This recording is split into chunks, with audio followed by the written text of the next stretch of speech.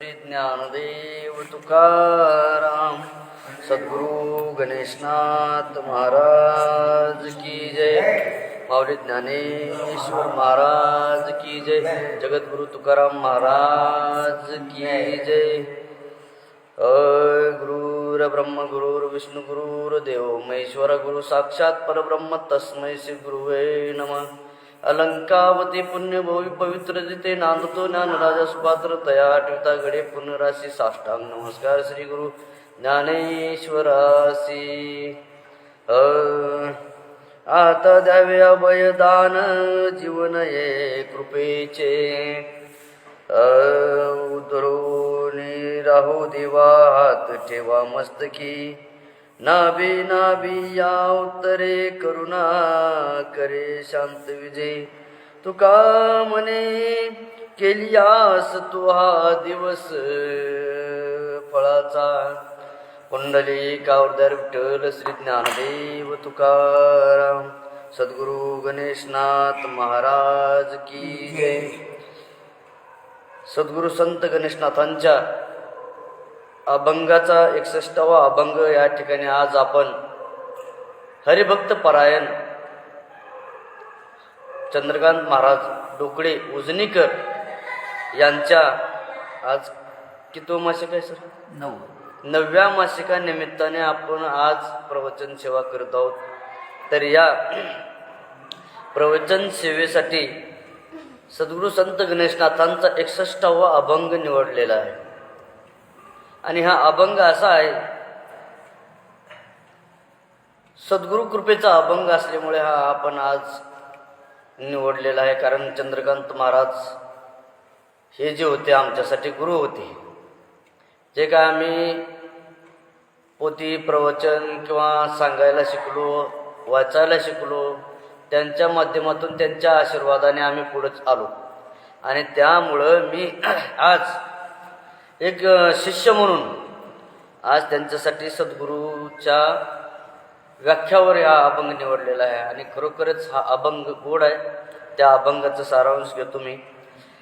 सद्गुरूच्या भक्ता भय नाही चिंता झाला शे रक्षिता जन्मोजन्मी अगणित अपार भक्त उद्धरिले शरणागत केले चिरंजीव बिरुदावळी हे साच गरजती पुराणे नामासंती प्राणी उद्धरितो प्रताप आगळा निज मोक्षाचा दानी गणेशनाथ चरणी ऐक्य रूप अगणित अपार भक्त उद्धरिले शरणागत केले चिरंजीवा।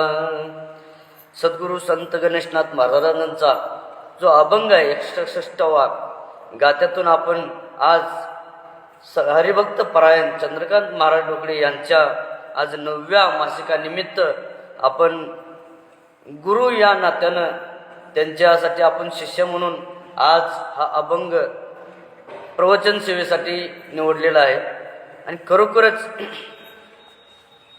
आमच्यासाठी ते सद्गुरू होते। मार्गदर्शन आम्हाला त्यांनी वेळोवेळी केलं, वेळोवेळी जिथं चुकत असत तिथं आम्हाला मार्गदर्शन लाभल्यामुळं आज माझ्यासाठी ते गुरु असल्यामुळं मी त्यांचा सद्गुरूचा अभंग या ठिकाणी निवडलेला आहे आणि अभंगाचं पहिलं चरण काय सांगतंय? सद्गुरूच्या भक्ता भय नाही चिंता झाला शे रक्षिता जन्मोजन्मी। ज्या शिष्याच्या पाठीमाग सद्गुरू प्रबळ आणि शक्तीच्या एका मोठ्या प्रेरणेनं पाठीशी उभा असताना शिष्याला कुठल्याही गोष्टीचं भय त्या ठिकाणी निर्माण होत नाही। जशा पद्धतीने भक्त प्रल्हादाने सेवा केली भगवंताची, त्याच्यासाठी भगवंत गुरु म्हणून त्या ठिकाणी उभे राहिले आणि खरोखरच गुरु हा प्रत्येक मनुष्याच्या जन्माला लाभलेलाच आहे आणि गुरु सेवेचं या ठिकाणी खरोखरच आम्ही या भूतलावरती या पृथ्वी तलावरती आपण जे कर्म करतो त्या कर्माच्या इच्छेनुसार भक्ताला सद्गुरूच्या भक्ताला भगवंत काय करतात स्वरूपाने आणि आपल्या जागृत शक्तीने त्या शिष्याचं रक्षण करतात। तसं या ठिकाणी आम्ही कोणाचे शिष्य आहोत तर आम्ही हरिभक्त परायण चंद्रकांत महाराज यांच्या सेवेत आणि त्यांच्या गुरु परंपरेच्या नियमानं आम्ही पुढे चालत आहोत. अशा पद्धतीनं त्यांच्या सद्गुरू कृपेनं भगवंत आमच्या पाठीशी रक्षित आहे, म्हणून हा अभंग आज निवडलेला आहे. तसं पहिल्या चरणामध्ये भगवंत सांगतात. तर आज सद्गुरूच्या कृपेने, सद्गुरूची कृपा लय मोठी लागते पाठीमाग असेल तरच आपण यशस्वी होतो कुठल्याही कार्यात. गुरु असेल तर माणसाचं जीवन यशस्वी होतं. या देहाला गुरुच नसेल तर गुरु विना अनुभव कैसा. मग ज्या आता एक गुरु एक या ठिकाणी मी थोडंसं सांगतो की गुरु जे आपले मुक्ताई आणि यांचा संवाद काय आपले ज्ञानेश्वरीमध्ये आपल्या घटना घडलेली आहे. चांगदेव महाराज. तर चांगदेव महाराजांना मुक्ताईनं म्हणलं होतं कच्च्या गुरुचा चेला. आणि असंच एक उदाहरण कलियुगामध्ये पांडुरंगाने नामदेवरायांसाठी त्या ठिकाणी निर्माण केलं होतं. आणि त्यांना सांगितलं, बाबा तुला गुरु करून घ्यायचं तर तू काय कर, औंढा नागनाथाला तिथं जाऊन तू गुरु करून घे म्हणून कुणाला सांगितलं होतं? नामदेव महाराजांना. तर अशा पद्धतीनं गुरुचा हात पाठीशी राहण्यासाठी स्वतः भगवंतानेही या ठिकाणी आपल्या जीवनाची परिक्रमा आपल्या भक्तांसाठी निवडून ठेवलेली आहे. तसं पहिल्या अभंगाचा हा या ठिकाणी सद्गुरूंचा आणि वचनाचा या ठिकाणी सांगितलेला आहे भगवंतांनी. दुसऱ्या चरणामध्ये सांगतात भगवंत, अगणित अपार भक्त उतरिले शरणागत केले चिरंजीव. अगणित अपार म्हणजे अनेक भक्तांचा उद्धार केला. अनेक भक्तांचा म्हणजे या ठिकाणी वर्णन करताना किती भक्त या ठिकाणी निर्माण झाली त्या पुराणातच आहे. आपण ऐकून भक्त प्रल्हाद निर्माण झाला. तसेच त्याप्रमाणे कलियुगामध्ये संत ज्ञानेश्वरांनी भक्ती केली पांडुरंगाची. पुन्हा नंतर जगद्गुरु तुकाराम महाराजांनी भक्ती करून या जगासाठी ही गाथा निर्माण केली अभंगाची. हा ठेवा जो निर्माण केला या संतांनी. हे संत महात्मे सद्गुरूच्या प्रबळ इच्छेने हे काम करत होते.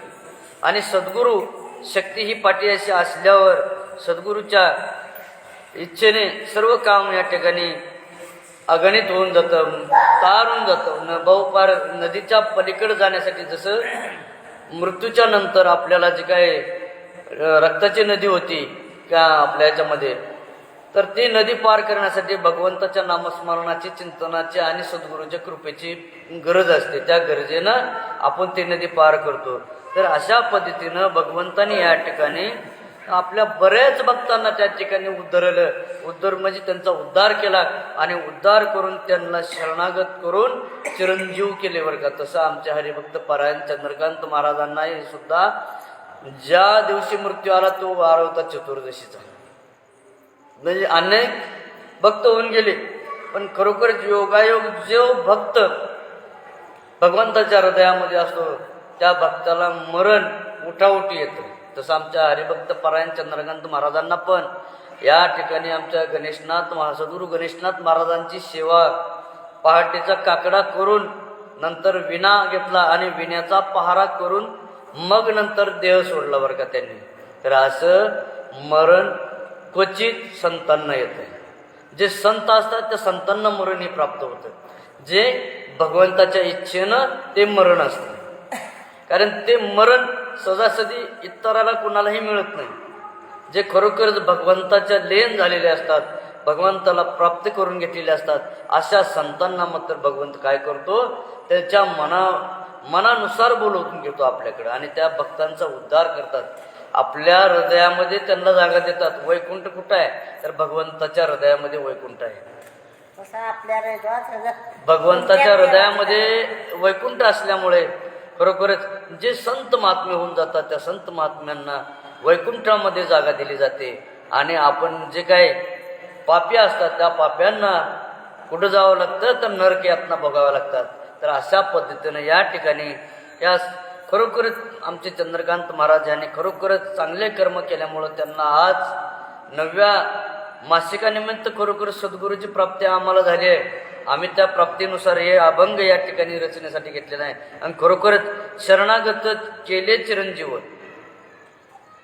आणि जे खरोखरच भगवंताची भक्ती करून शरण जातात त्या शरण गेलेल्या भक्ताला भगवंत काय करतात, आपल्या हृदयामध्ये जागा देतात, वास्तव्य हृदयामध्ये देतात. राहा, तुम्हाला किती दिवस राहायचं तेवढे दिवस राहा.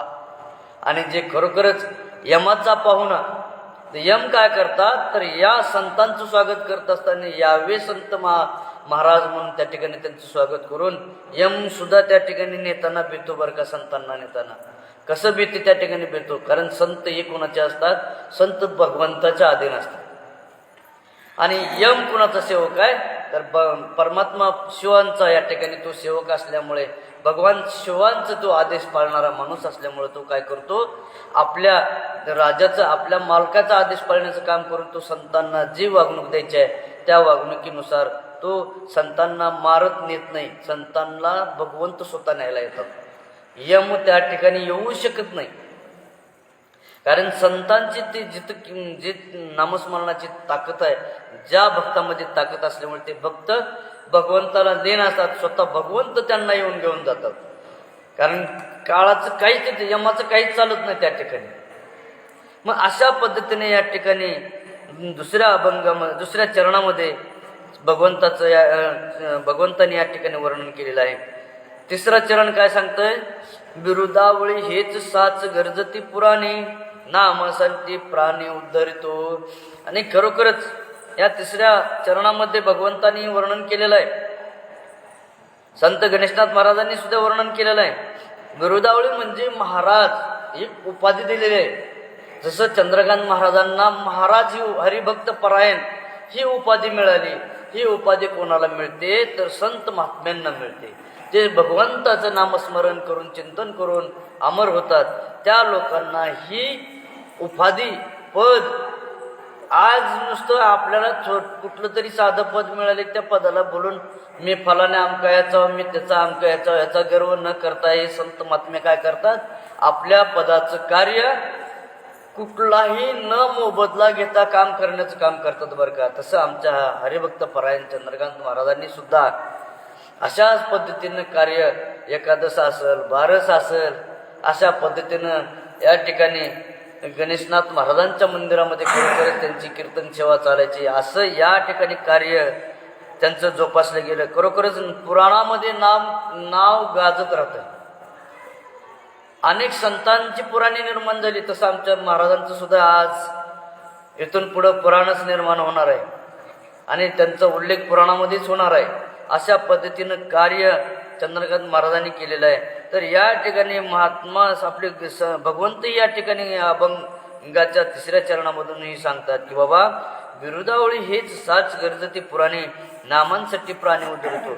खरोखरच नाम, ज्या संतांचं नाम चांगलं आहे, नावाच्या वरून उद्धरत नाही तर त्यांनी काय केलेलं असतं, त्यांच्या उपाधी दिलेल्या असतात, त्या उपाधीवरून त्यांचं जे काय प्रत्येकाला उद्धार त्या ठिकाणी करत असतो, त्या उद्धाराला या ठिकाणी खरोखरच भगवंतांनी आपलं नाम अगोदर, त्यांना नावाच्या अगोदर उपाधी दिली, उपाधी दिल्याच्या नंतर त्यांचा उद्धार केला आणि उद्धार करून त्यांना आपल्या हृदयामध्ये जागा दिली, वैकुंठामध्ये. म्हणजे हृदय म्हणजे त्यांचं वैकुंठ आहे. त्या वैकुंठामध्ये जागा दिल्याच्या नंतर खरोखरच या संतांना जी जागा मिळते ती जागा अमर आहे. सहजासहजी जागा मिळत नाही, त्याला तेवढं कार्य करावं लागतं, तेवढं पुण्य कमावं लागतं, तेवढं भगवंताच्या चरणी लीन व्हावं लागतं, तेव्हा त्या भगवंताच्या हृदयामध्ये जागा मिळते. तसं आमच्या चंद्रकांत महाराजांनी ती जागा मिळवली, भक्ती केली, भक्तीने जागा मिळवली बरं का. भक्तीला या ठिकाणी खरोखरच भगवंत काय करतात, भक्तीचा भोगेला आहे. भगवंताला काय आवडते, भक्ती आवडते. त्यामुळे त्या भक्तीच्या लोभामुळे भगवंत काय करतात, अनेक संतांचा त्यांनी उद्धार केला. तसं आमच्या महाराजांचाही चतुर्दशीच्या दिवशी त्यांचा उद्धार केला. आणि चौथ्या चरणामध्ये सांगतात की प्रतापे आगळा निजमोक्षाचा दानी, गणेशनाथ चरणे ऐक्य रूप.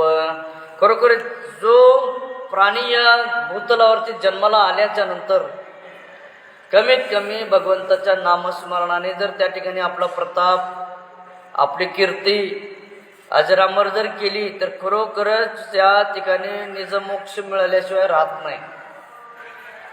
मोक्ष कशा पद्धतीचा असतो, मोक्ष कुठं मिळतो, मोक्ष भगवंताच्या हृदयामध्ये.